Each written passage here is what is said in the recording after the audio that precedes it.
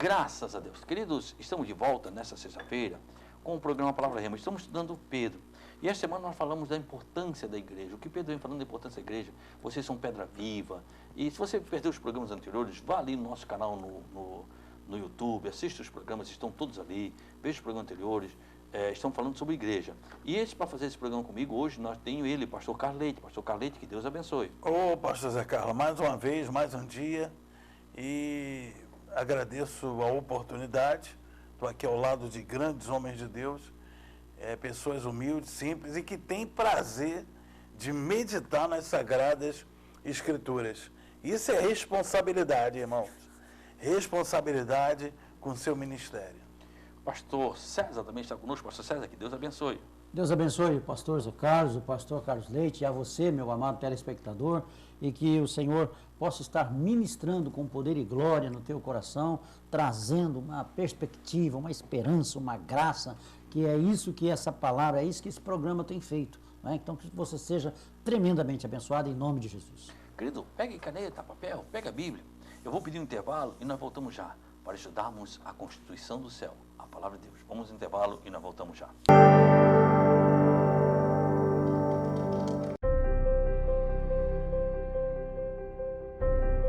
Você que está angustiado, talvez você está triste, sem amigos. Você se encontra enfermo e está precisando de uma oração. Você tem dúvidas e precisa de um conselho amigo?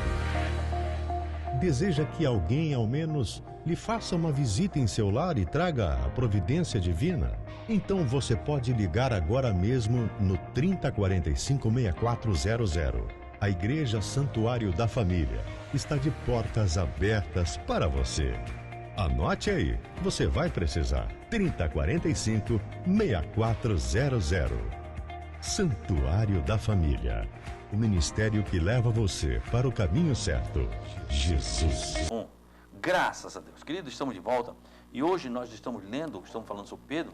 E Pedro, estamos lendo capítulo 2. Capítulo 2, pastor Carlos, e o versículo 11. Não pega aí, pastor, você tem? Tá. Então, Pedro, capítulo 2, versículo 11. versículo 11. Vamos lá. Está aqui na mão.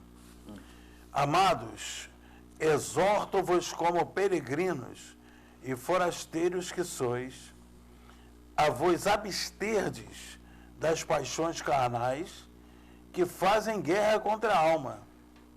Olha só, Pedro, ele vai falando uma coisa muito séria.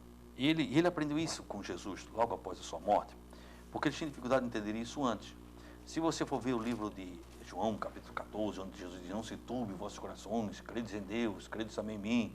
Ele vai falando isso porque Jesus disse, onde eu vou, você não pode ir agora. E quando Jesus chegou perante Pilatos, Pilatos chegou para ele, você é rei dos judeus? E ele olhou para Pilatos e falando das nossas palavras, disse, ó Pilatos, não precisa se incomodar. Eu, em nenhum momento, eu vou botar o seu reino à prova, o seu reino está correndo, porque o meu reino não é deste mundo. Então, quer dizer, nós fazemos parte do reino dos céus. Então, se o reino dos céus não é desse mundo, nós também não teremos o reino nesse mundo. Temos que pensar no reino dos céus. O que falta para a igreja é pensar isso, é no reino dos céus. O reino não é deste mundo. E Pedro vem falando claramente isso, amado, rogo que como estrangeiro e peregrino, quer dizer, ele vem falando, amados, eu peço que como peregrinos e forasteiros, ninguém realmente é um peregrino no sentido bíblico, sem primeiro ter sido um forasteiro neste mundo. Quer dizer, ele vem dizer que você foi forasteiro nesse mundo e hoje você é peregrino. Que vos abstenhais do desejo carnais que combate contra a alma. Dizem que, como cristão, ainda temos que em nós a nossa natureza pecaminosa. A igreja formada por estrangeiros e peregrinos, né? Que vos abstenhais da concupiscência carnais, ao qual guerreio contra a alma. Concupiscência, guerreio contra a nossa alma e nosso espírito. Quer ver lá em Gálatas, capítulo 5 e o versículo 17. Olha só o que diz aí, pastor. Em Gálatas capítulo 5, versículo 17. Gálatas capítulo 5 e o versículo 17. Porque a carne cobiça contra o espírito contra a carne. E estes opõem-se um ao outro, para que não façais o que quereis. Então Pedro vem e fala sobre isso. Ele está falando da igreja. Eu sempre cito, né, que você tem que entender que é a igreja, não está falando com o ímpio. Os desejos carnais enfrentam nossa consciência de pureza cauterizada, nossa mente contra a obediência à palavra de Deus. Lê lá em o que Paulo fala em Romanos, capítulo 12, versículo 1. Pastor César, pega em Salmos, capítulo 39 e versículo 12.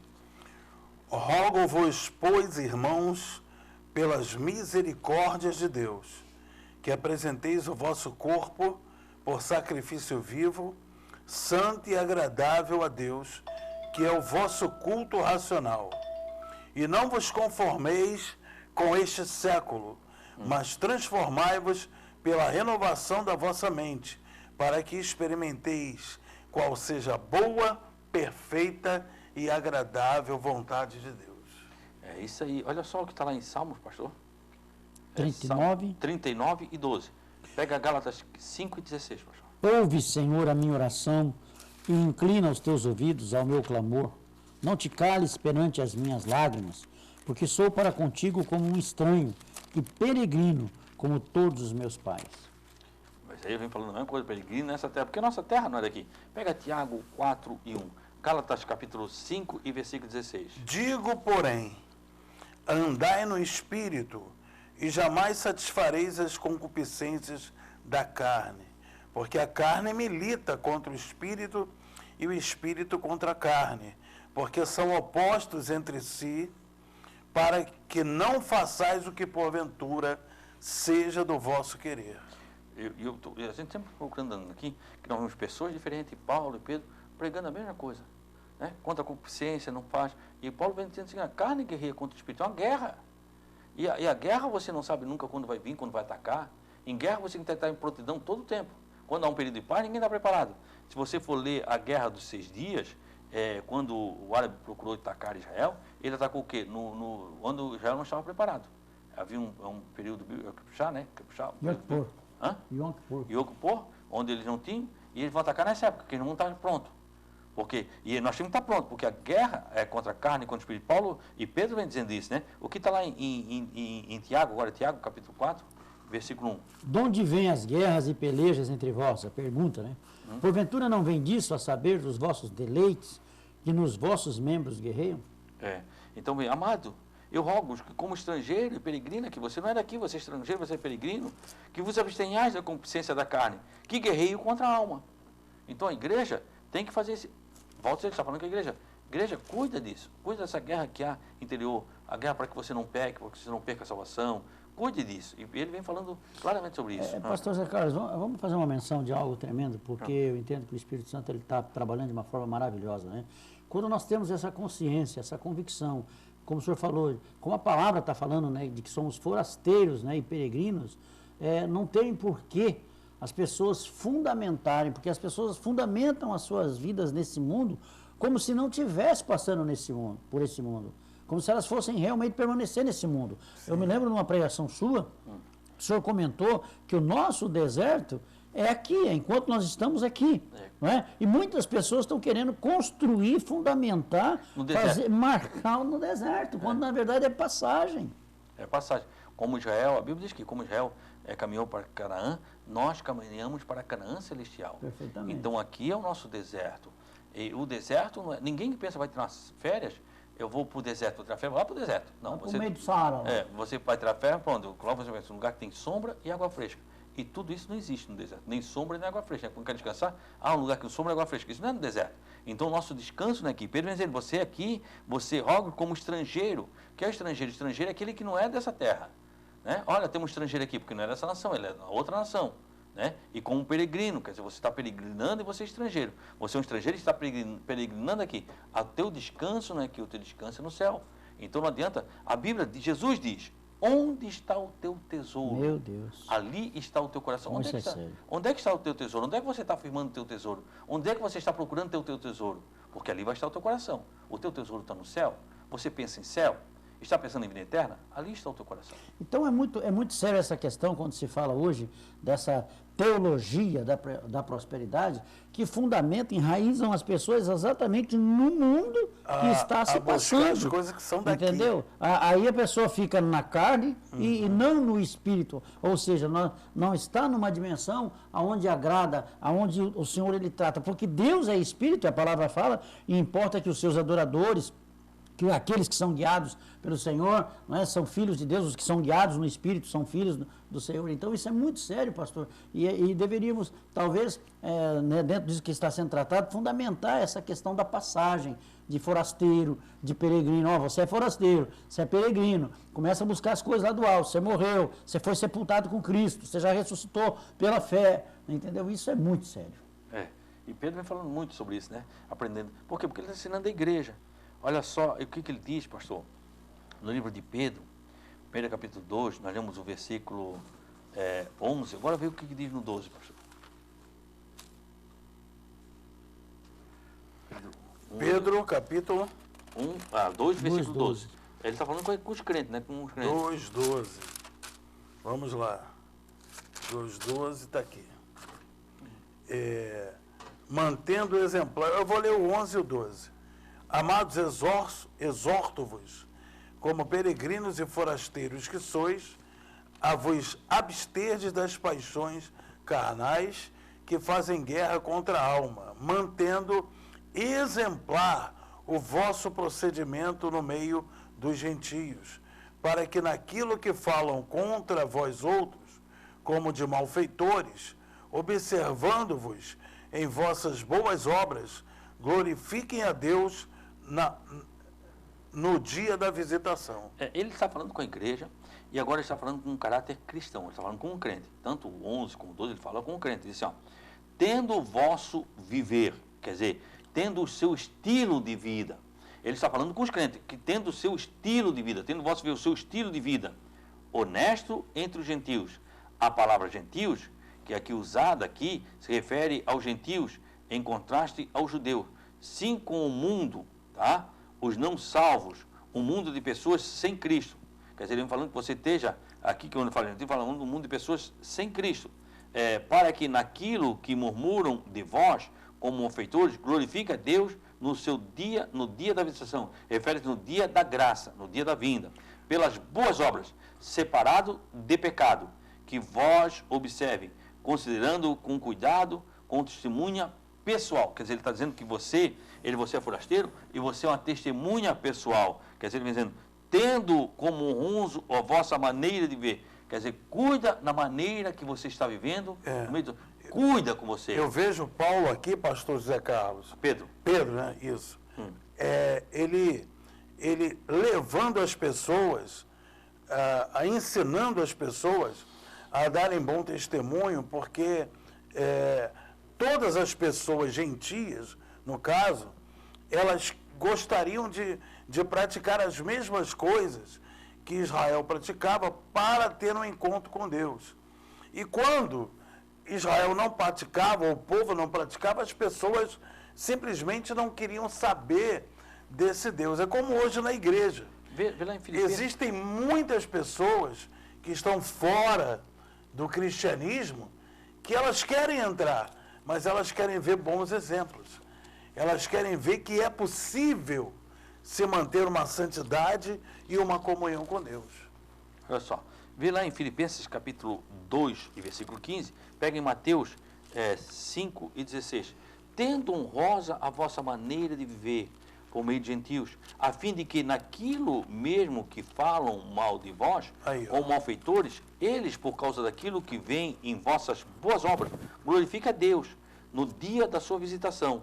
No dia da visitação, no dia em que Deus vem pessoalmente acertar as contas entre os inimigos e os ímpios, acertar contra os ímpios e os justos, fazer a diferença. No dia da visitação, como aquele dia em que o rico, no Hades, percebe que Lázaro, que comia da sua porta, não era mendigo, de fato, mas um enviado de Deus em forma de mendigo para que ele fosse salvo e estivesse próximo da salvação. No dia da visitação, no dia da vinda do Senhor. Olha só o que diz aí em Filipenses capítulo 2, versículo 15. Para que sejais... Mateus 5 e 16. Para que sejais irrepreensíveis e sinceros, filhos de Deus inculpáveis, no meio de uma geração corrompida e perversa, entre a qual resplandeceis como astros no mundo.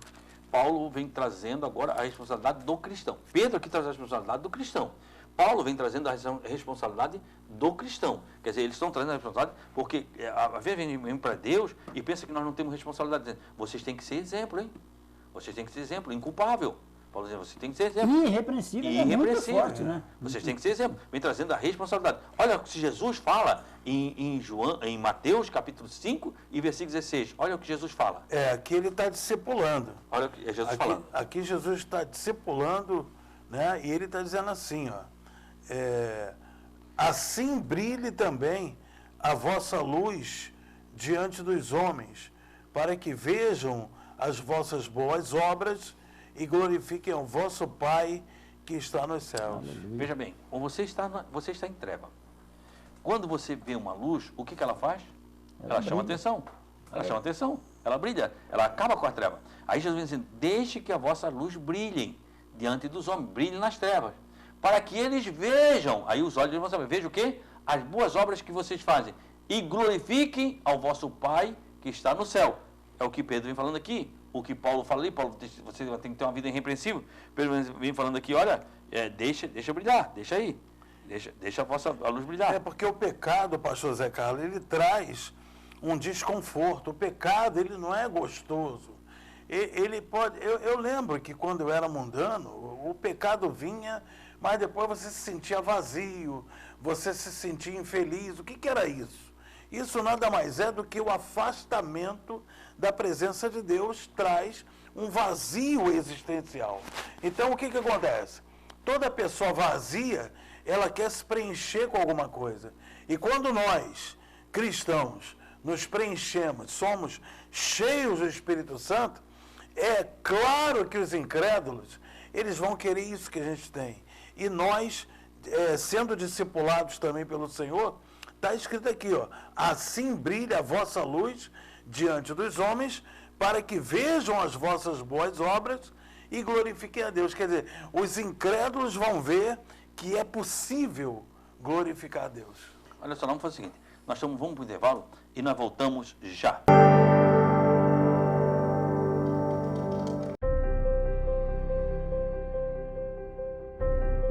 Você que está angustiado, talvez você está triste, sem amigos. Você se encontra enfermo e está precisando de uma oração. Você tem dúvidas e precisa de um conselho amigo.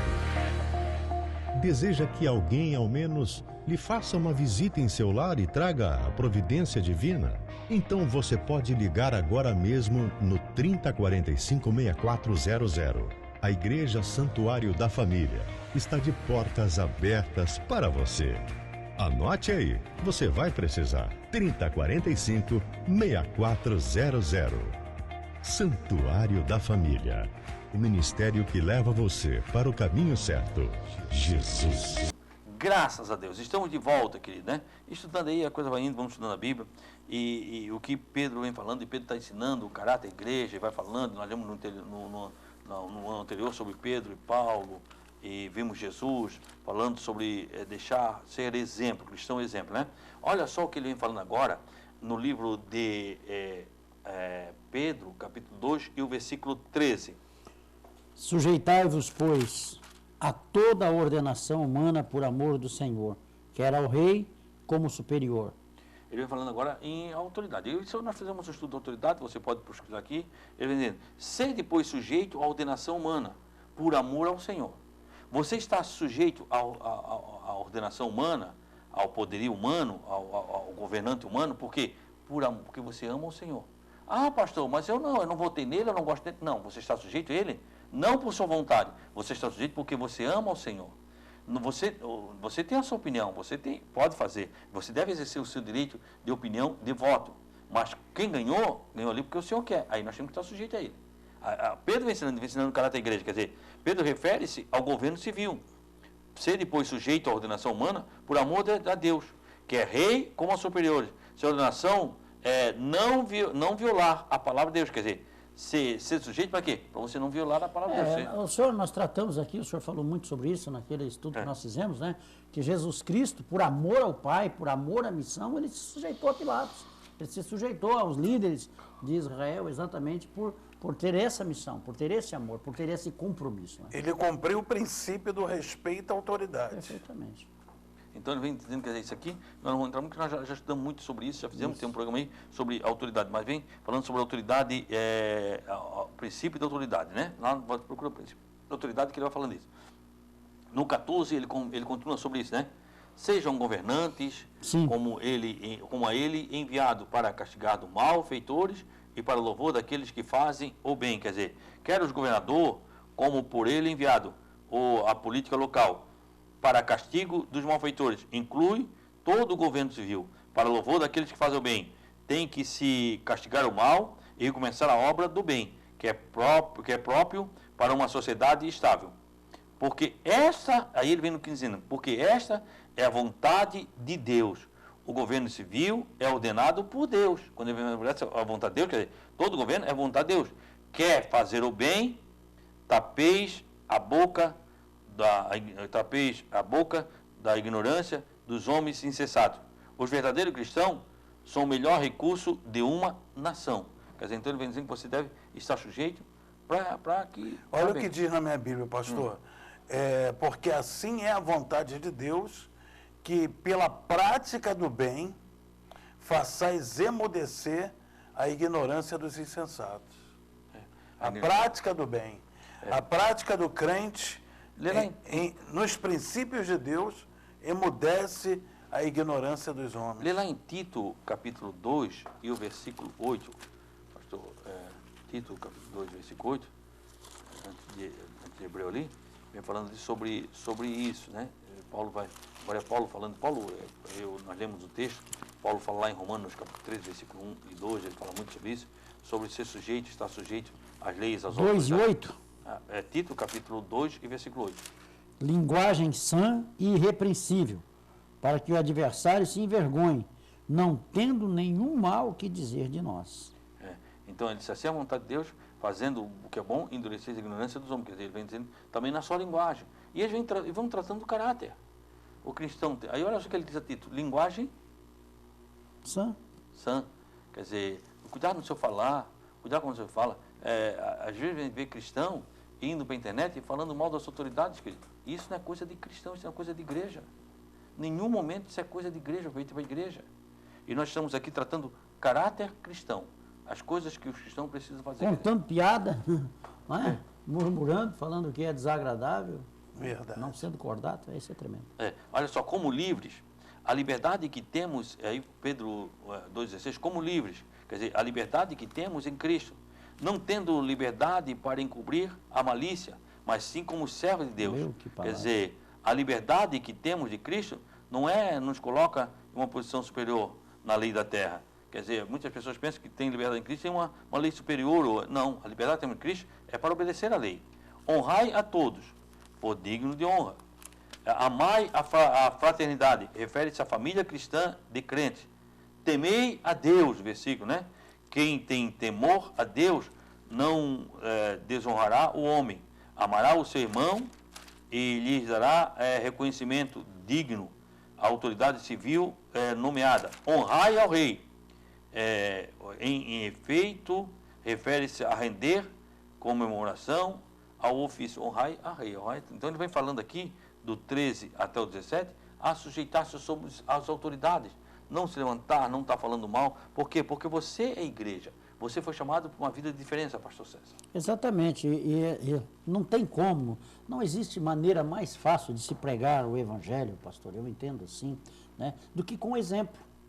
Não é? Porque não adianta nada a pessoa falar, porque falar papagaio também fala. A palavra convence. Exatamente. O exemplo arrasta. Exatamente. É isso que faz toda a diferença. E esse caráter, a igreja ela precisa estar trabalhando nisso, porque é isso que o Senhor vê.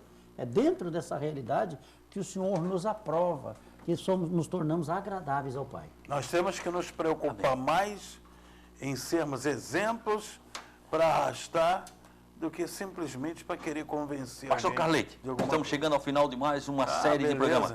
Que Deus abençoe. Obrigado, Poxa, pastor. Eu pensei que ia ter mais. Não, chegou ao final. Daqui a pouco esse nó do ar. Amém, graças a Deus. Foi um prazer imenso, então. Glória a Jesus por isso. E eu posso falar da igreja? Ah, sim, deve. Então, nós temos um ministério que se chama Igreja Mundial da Sagrada Família, que está localizada em Cordeiros, culto aos domingos às 18 horas, e no São Vicente, culto às 20 horas. No São Vicente, a igreja fica na rua Alberto Ramos Filho, é um novo endereço, né? Ali às 8 horas da noite. E em Cordeiros, nós estamos na rua Abílio Correia de Melo, 434, ali no segundo quarteirão abaixo da Reinaldo Schmithausen. Você tem o Queires de um lado, tem a Universal do outro. Você entra no segundo quarteirão, tem a Igreja Mundial da Família, cultos ali às quartas e aos domingos às 8 da noite. Pastor César, obrigado. Eu que agradeço, pastor, mais uma vez. Muito obrigado por me convidar, estar junto com o senhor e o pastor Carlos Leite. Para mim é um aprendizado e um privilégio muito grande. Deus abençoe a todos, amados. Queridos, eu quero orar com você. Vamos orar? Senhor, meu bom Deus e meu Pai. Amém. Nesta semana, Deus, fizemos mais uma série de programas, Palavra Rema. Que este programa, Pai, possa encontrar essa semente, possa encontrar no coração pessoas que estão nos assistindo, nos ouvindo, uma terra fértil, para que nela possa produzir muitos frutos. Ah, Senhor, aleluia. Muito obrigado, Deus. Eu te louvo pela vida do pastor Carlos Leite, pastor César, que estiveram comigo, fazendo este programa Palavra Rema. Muito obrigado. E agora abençoa a vida deste homem, dessa mulher que nos acompanha. Que ele tenha um final de semana abençoado, em nome de Jesus. Queridos, se você puder estar comigo, eu tenho culto aqui a partir das 8 horas da noite, no Santuário da Família, na rua Antônio Ciro Dutra, 62. Se você puder estar, para mim será uma honra recebê-lo, tá bom? Queridos, que o Senhor, o nosso Deus, Ele te abençoe e Ele te guarde. Aleluia. Que o Senhor faça resplandecer o seu rosto sobre ti e tenha misericórdia de ti. Que o Senhor sobre ti levante seu rosto e te dê a paz. Deus te abençoe, querido.